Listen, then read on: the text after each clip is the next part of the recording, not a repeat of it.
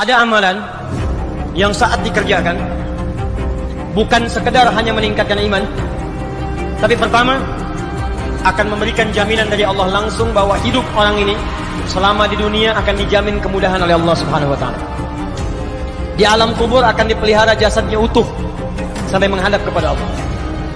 Dan di hari kiamat ketika dihisab langsung diberikan mahkota sebagai penghargaan dalam kepalanya, diberikan gelang-gelang emas di tangannya, dipakaikan jubah di badannya. Dan yang paling dahsyat, saat masuk surga dia diperkenankan menggandeng bapak ibu yang telah melahirkannya, bapak yang telah bekerja keras untuknya, istri yang mendampingi selama hidupnya, dan anak keturunan yang telah hadir dari kehidupan rumah tangganya. Semuanya akan dipimpin orang ini masuk ke dalam surga. Bukan surga biasa, tapi surga yang paling tinggi, dan disambut oleh semua malaikat di depan pintu surga. Amalan ini adalah amalan mencintai Al-Quran.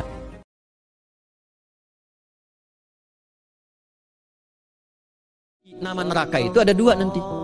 Neraka yang membakar, ini mungkin jadi baru informasinya bagi sementara orang. Neraka yang membakar dan neraka yang membekukan. Yang membakar disebut dengan Jahannam, yang membekukan disebut dengan Zamharir namanya. Jadi kalau ada orang masuk neraka, itu cuma dua pilihannya, dibekukan atau dibakar. Jelas ya? Makanya kita dikasih pendahuluan, ada musim panas, musim dingin. Supaya merasakan, nih orang musim dingin nih pakai lapisan-lapisan baju. Musim panas cari pendingin. Kamu sekarang cari pendingin, kata Allah, di neraka nggak ada AC. Kamu sekarang pakai berlapis-lapis, di neraka beku. Jahannam itu nama apinya. Jadi nar yang membakar itu nama apinya Jahannam. Jahannam itu nama apinya, untuk membedakan dengan api yang ada di dunia dan api yang bahan bakarnya jin dan setan saat diciptakan. Pintunya 7, namanya banyak. Ada Sa'ir, ada Lava, ada neraka Hutamah. 7 pintu, besarnya disebut dengan Jahannam.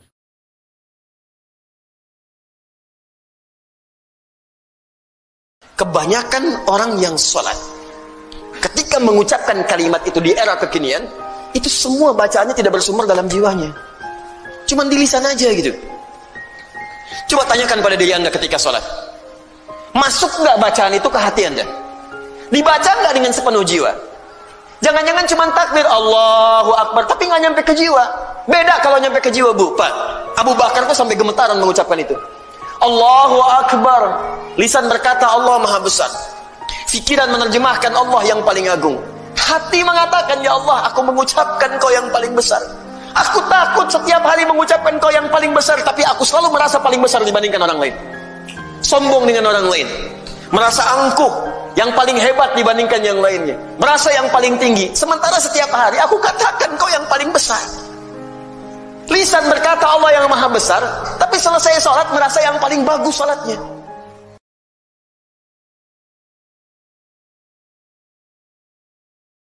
Nabi SAW pernah menyampaikan, di hari Jumat itu terdapat waktu yang singkat. Tidaklah seorang hamba yang mendapati waktu singkat itu kemudian berdoa, kecuali apa yang ia mohonkan kepada Allah berpeluang besar akan langsung dikabulkan. Para ulama memberikan isyarat waktu dimaksud, yaitu waktu singkat ba'da asar menjelang maghrib. Kita duduk menghadap ke arah kiblat, bermohon kepada Allah Subhanahu wa taala. Allahumma kfina bihalalika an haramik.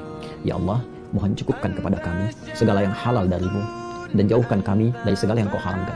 Wa aghnina bi ta'atika an ma'siyatik. Ya Allah, mohon luaskan diri kami untuk selalu mendapatkan kesempatan untuk bertaat kepadamu, untuk meningkatkan ketaatan kami kepadamu, dan terjauh dari perbuatan-perbuatan yang Engkau larang.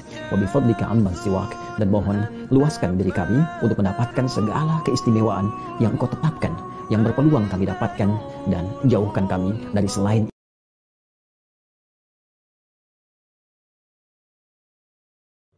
Kelebihan waktu subuh dibandingkan dengan waktu-waktu yang lainnya, bukan hanya salat yang penting, tapi seluruh bacaannya, istighfarnya, doanya, permohonannya, kalimat thayyibahnya. Masya Allah, inna Qur'an al-fajri kana mashhuda.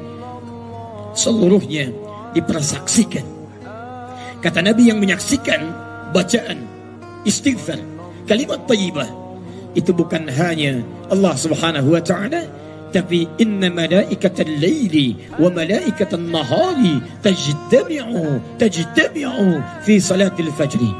Sungguh seluruh malaikat siang dan seluruh malaikat malam semuanya berkumpul dalam salat fajar. Kalau ada yang berdoa, ia mengaminkan doanya. Kalau yang beristighfar, maka mohonkan ampunan pada Allah Subhanahu wa taala. Kalau ada yang berzikir, diikuti zikirnya. Kalau ada yang salat, dipersaksikan salatnya.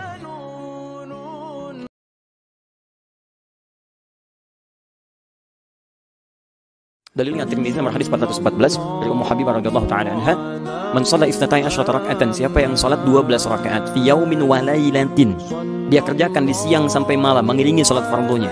Arba'an qabla dhuhri, rumusnya 4 rakaat sebelum zuhur. Bisa kerjakan 2-2 atau langsung 4 boleh. Anda kerjakan langsung 4 rakaat, langsung 4 itu boleh. Tapi kalau kondisinya tidak memungkinkan, misal belum orang terbiasa mengetahui 4 rakaat sebelum zuhur, taunya 2, maka Anda kerjakan 2 rakaat, 2 rakaat.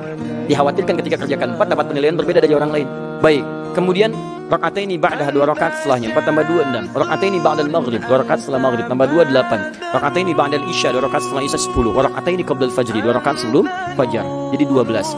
Anda kerjakan itu, buniyalahunna baitun fil jannah. Dia akan dibangunkan satu rumah, satu istana di surga untuknya. Ummu Habibah radhiyallahu taala anha ketika mendengar hadis itu, beliau langsung bertekad pada dirinya, bima ma'na laqad azamtu nafsi alla atrukaha tula hayati. Saat saya mendengar itu, saya berjanji, bertekad pada diri saya enggak akan tinggalkan selama hidup saya.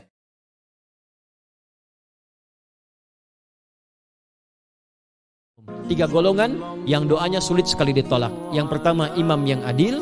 Yang kedua adalah orang puasa sampai berbuka. Dan ketiga, doa orang yang terzalimi.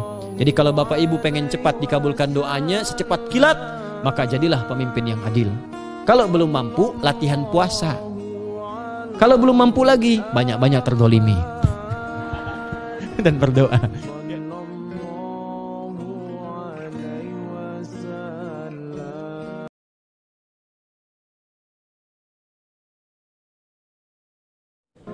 Cuma Ramadan yang setiap siang dan malam 24 jam selama 1 bulan penuh Allah berikan ampunan setiap hamba, peluang ampunan. Ya, Anda kalau melihat di Al-Bukhari, ya, Nabi menyampaikan, man shoma ramadhana imanan wa ihtisaban ghufira lahu ma taqaddama min dhanbi. Siapa yang puasa Ramadannya benar di siang hari puasa, sambil dia istighfar, koreksi dirinya kepada Allah, minta ampunan, maka sampai dengan buka Allah berkenan mengampuni seluruh dosa-dosa yang pernah ia kerjakan. Kalau dosa besar dia taubat, diampuni. Baru buka, ngobrolin orang misalnya, gibahin orang misal, malamnya ada lagi peluang, man qama ramadhana imanan wa ihtisaban ghufira lahu ma taqaddama min dhanbi. Siapa yang meningkatkan ibadahnya malam hari, tunaikan salat, istighfar kepada Allah, koreksi diri, tunaikan dengan ikhlas, ada peluang diampuni. Jadi Ramadan itu setiap waktu selama sebulan ampunan Allah dibentangkan.